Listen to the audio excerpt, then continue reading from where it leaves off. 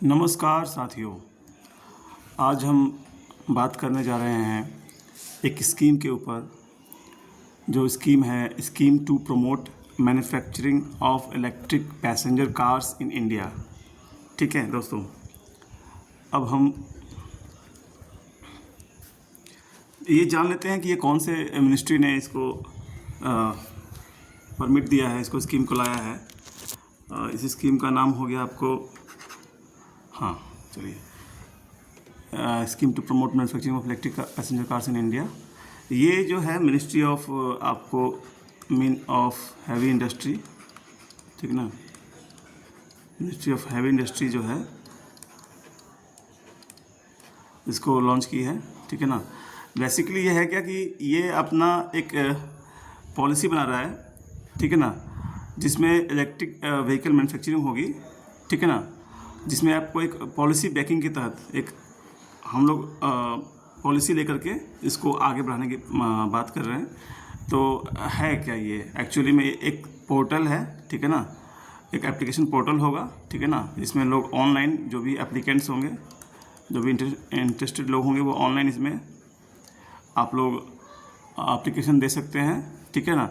ये 24 जून से स्टार्ट हो गया है, लगभग 21 अक्टूबर तक रहेगा। ठीक है ना। जो भी इंटरेस्टेड कैंडिडेट हैं वो 21 अक्टूबर से अपना अक्टूबर तक अपना एप्लीकेशन दे सकते हैं इसमें। ठीक है ना। ये बेसिकली इस पर फोकस किया गया है इलेक्ट्रिक पैसेंजर कार्स के ऊपर। ठीक है ना।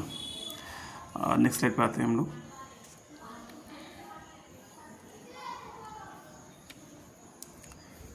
ठीक है। अभी इसमें ये की पॉइंट्स हैं, हम लोग थोड़ा सा की पॉइंट देख लें। छोटा सा स्कीम है, इसको ढंग से थोड़ा देख लेते हैं, कभी काम ही आ जाए। ईवी जो है स्पेशल फोकस इस पे ईवी पे रहेगा। ये क्या है कि भाई बेसिकली इंडिया को एज एक प्रीमियर ग्लोबल डेस्टिनेशन बनाना है। किसमें भाई? तो ऑटोमोटिव मैन्युफैक्चरिंग के लिए और इनोवेशन के लिए। ठीक है ना। थोड़ा थोड़ा ऐसी ऐसी स्कीम पॉलिसीज़ आती रहेंगी तो धीरे धीरे कुछ ना कुछ सुधार होते रहेगा हमारे इंडिया में मैन्युफैक्चरिंग यूनिट्स को लेकर के। ठीक है ना। क्या है इसमें बेसिकली ईवी पे इसलिए जा रहे हैं हम लोग क्योंकि क्लीन हम लोग बात कर रहे हैं सेल्फ रिलायंट के ऊपर, फ्यूचर रेडी मोबिलिटी के लिए। भाई भविष्य में किस तरह से बाकी अन्य देशों में, डेवलप्ड नेशंस में जिस तरह से मोबिलिटी या जो भी ट्रांसपोर्ट यूज़ हो रहे हैं, जो भी वहाँ पे ऑटोमोबाइल्स इंडस्ट्री जो भी कर रही हैं, वो उसको हम लोग देख करके खुद को भी बदलाव लाना है। और बेसिकली हम लोग बहुत सारे बातें करते हैं, हम लोग वर्ल्ड लेवल पे जा कर के हम लोग कई बैठकें करते हैं, तो उसमें हम लोग का ये मुद्दा रहा है कि भाई क्लाइमेट चेंज के ऊपर तो बात कर ही रहे हैं ना। क्लाइमेट चेंज के लेकर ही हम लोग इन सब इंडस्ट्री पे ज़्यादा फोकस करके रखे हुए हैं कि भैया हमें ग्रीन इंडस्ट्री चाहिए जो कम पॉल्यूशन दे। हम लोग बात भी कर रहे हैं कि किस तरह से हम लोग 21st सेंचुरी से पहले हम लोग किस तरह से अपने आप को क्लाइमेट चेंज में जो भी अपना टेम्परेचर राइजिंग हो रहा है उसको किस तरह से कम करें, हम लोग टेम्परेचर राइज ना होने दें। ठीक है ना। अभी क्या है, हम लोग का एक नेशनल कमिटमेंट है भाई। ये हमारा एक नेशनल कमिटमेंट है कि 2070 तक, ठीक है ना, कमिटमेंट है कि हम लोग नेट जीरो कर देंगे, नेट जीरो। ठीक है ना। नेट जीरो कर देंगे मतलब कि जितना हम लोग प्रोड्यूस करेंगे उतना हम लोग, उससे ज़्यादा हम लोग मतलब कि बराबर कर देंगे, इक्वल कर देंगे। हम लोग जितना एमिशन करेंगे उतना हम लोग उसमें ग्रीन ऐड कर देंगे। भाई हम लोग बता देंगे कि हाँ हमने इतने सारे जो व्हीकल्स एमिशन करते वो एमिशन अब नहीं करेंगे। तो हम लोग जो एमिशन करने वाले थे या कर रहे हैं उसको हम लोग नेट जीरो में लेके आ गए हैं। ठीक है ना। अभी बहुत सारा बात होगा उसमें क्लाइमेट चेंज का, जब हम लोग टॉपिक करेंगे तो उसमें हम लोग कार्बन फुटप्रिंट्स वगैरह पढ़ेंगे उसमें, तो उसमें ज़्यादा अच्छे से क्लियर हो जाएगा। ठीक है ना। इसमें क्या है कि वही है अपना सस्टेनेबल और इनोवेशन ड्रिवन इकोनॉमी करनी है। भाई ऐसी इकोनॉमी करते हैं जिससे हमारे आने वाली जनरेशन जो है, अब जैसे हम लोग सस्टेनेबल के बारे में बात कर रहे हैं, ठीक है ना। अभी हम लोग का जो गोल चल रहा है पूरे ग्लोबल लेवल पे, SDG गोल चल रहा है ना, सस्टेनेबल डेवलपमेंट गोल।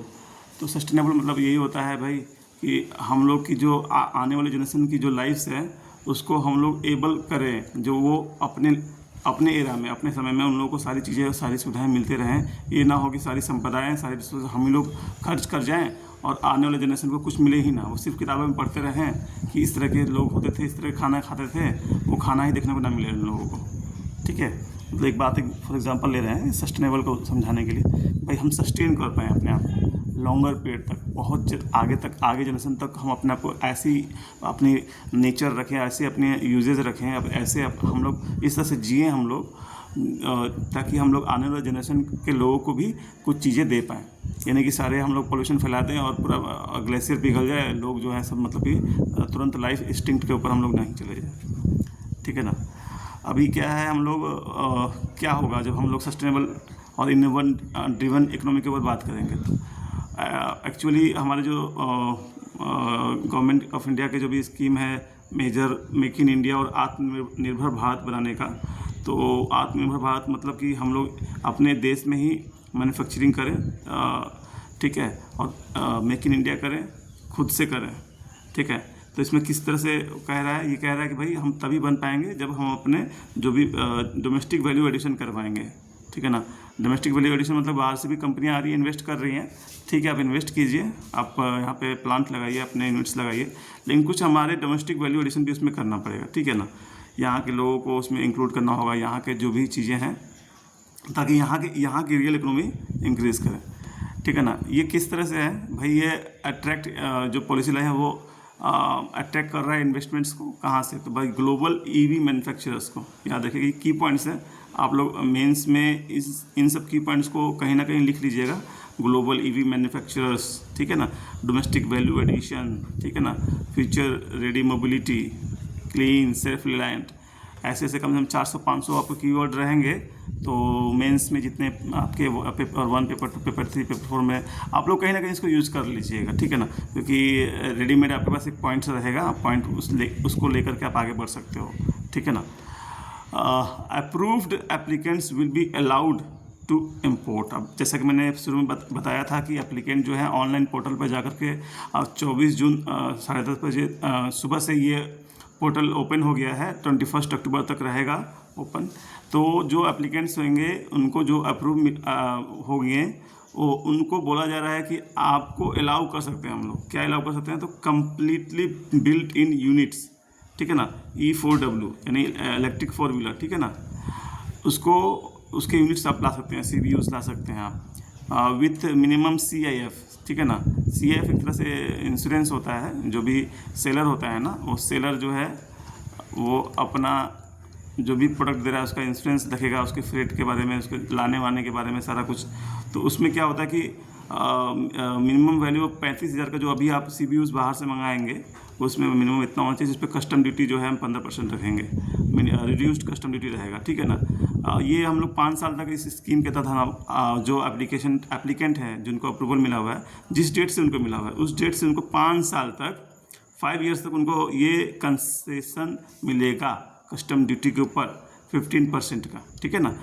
अब ये समझ गए इस बात को, तो उनको बोला गया कि आप कम से कम मिनिमम जो है CIF वैल्यू का USD। अब CIF करने से ये फ़ायदा होता है कि मान लीजिए आपके प्रोडक्ट जो भी आ रहा है जहाज़ में कहीं डूब जाए, कहीं कुछ हो जाए, तो उसका इंश्योरेंस हो रखा है। ठीक है ना। जो भी फ्रेट आ रहा है उसको, ठीक है ना, उसको वो अपना मतलब कि मंगा रहा है तो वो अपने उस हिसाब से मंगाता है। तो बोल रहा है कि मिनिमम जो है 35,000 का आप लेके आएंगे, यानी कहने मतलब कि बड़ा इन्वेस्टमेंट थोड़ा बहुत रहे तो भाई अपना यहाँ रोज़गार भी मिले, प्लांट भी बैठे। देखिए मिनिमम इन्वेस्टमेंट थ्रेशोल्ड कह रहा है कि 4,150 करोड़ का होना चाहिए। ठीक है ना, मिनिमम इन्वेस्टमेंट थ्रेशोल्ड जो है। ठीक है, इसमें ये बेसिकली हो रहा है कि लॉन्ग टर्म मैन्युफैक्चरिंग फुटप्रिंट्स हमारे कंट्री में हो, ठीक है ना, लंबे समय तक का हो। ज़्यादा इन्वेस्टमेंट मतलब ये 1,000 करोड़ में इन्वेस्टमेंट होगा तो 100-200 करोड़ में इन्वेस्टमेंट भी होता है, 300-400 करोड़ के भी इन्वेस्टमेंट होते हैं।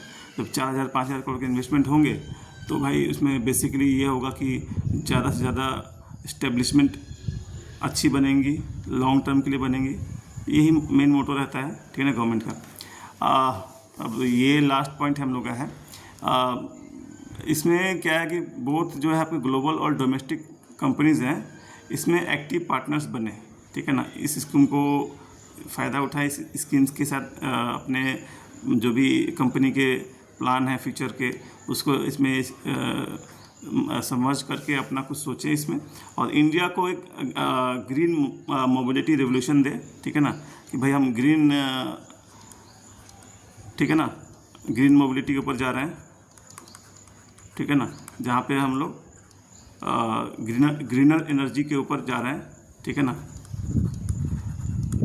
ताकि हम लेस पोल्यूशन फैलाएं, ठीक है। तो ये एकमात्र उपाय हम लोग को दिख रहा है, ठीक है। और भी बहुत सारे काम, बहुत सारी चीज़ें होती हैं, जैसे मान लीजिए हमारा डिपेंडेंसी जो है ऑयल पे डिपेंडेंसी भी कम होगा, ठीक है ना, ऑयल पे डिपेंडेंसी भी कम होगा, हम ज़्यादा ईवी यूज़ करेंगे तो, ठीक है ना। हम लोग को अब क्या करना पड़ेगा, न्यूक्लियर प्लांट्स ज़्यादा लगाना पड़ेंगे, ज़्यादा लगाएंगे हम लोग, और हम लोग एनर्जी पैदा करेंगे, इलेक्ट्रिसिटी पैदा करेंगे, इलेक्ट्रिसिटी से ईवीज चलेंगे। तो बेसिकली जो है ऑयल को हम लोग कम करना चाह रहे हैं, और वैसे भी हम लोग नेट जीरो कर रहे हैं 2070 तक, ठीक है ना, 2070 नेट जीरो, ये सब की पॉइंट्स हैं, ठीक है ना। कहीं कहीं आपको ये हेल्प कर जाएगा, आपके मेंस में मार्क्स बढ़ा देगा आपके, ठीक है ना। एग्जामिनर को लगता है कि लड़का पढ़ाया है, उसको कुछ मतलब मेहनत करके आया है, कहीं ना कहीं वो साल भर अपना, ठीक है ना। तो ये चीज़ है, तो इसमें इंटरनेशनल रिलेशन में भी हम बार्गेन कर पाएंगे, ठीक है ना। अगर हम लोग ऑयल डिपेंडेंसी कम होगी तो लेस हम लोग ऑयल यूज़ करेंगे, क्रूड ऑयल लेस मंगाएंगे, हो सकता है उसमें भी हम बार्गेन कर पाएँ, उसके भी रेट कम कर पाएँ। तो ये सारा कुछ अपना सोच विचार के गवर्नमेंट इंडिया अपनी करती है, ठीक है ना। और भी यही चीज़ भी है, और हम लोग कमिटमेंट भी कर चुके हैं, जितने भी क्लाइमेट चेंज होते हैं, COPs होते हैं, कॉन्फ्रेंस ऑफ पार्टीज जितनी भी होती हैं, उनमें कहीं ना कहीं हम लोग, ठीक है ना, ये पॉइंट हम लोग का ख़त्म हुआ यहीं पर, ठीक है। आगे ऐसी वीडियो लेके आते रहेंगे इस स्कीम्स के ऊपर, ठीक है ना। थोड़ा सा ध्यान दीजिए, पढ़िए, हो जाएगा, कोई बहुत बड़ा ऐसा नहीं है, मेहनत तो करना ही पड़ता है, ठीक है ना। स्कीम्स पढ़ते रहिए, कहीं ना कहीं स्कीम्स भी आप मेंस में या PT में हर जगह यूज़ होता है, हर जगह कहीं ना कहीं आ जाता है, ठीक है। तो उसको कंबाइन कीजिए बहुत सारे सब्जेक्ट्स में, IR को, पॉलिटी को, जिस तरह से हिस्ट्री है, सबको एक, ठीक है ना। ओके, आप लोगों को धन्यवाद, थैंक यू।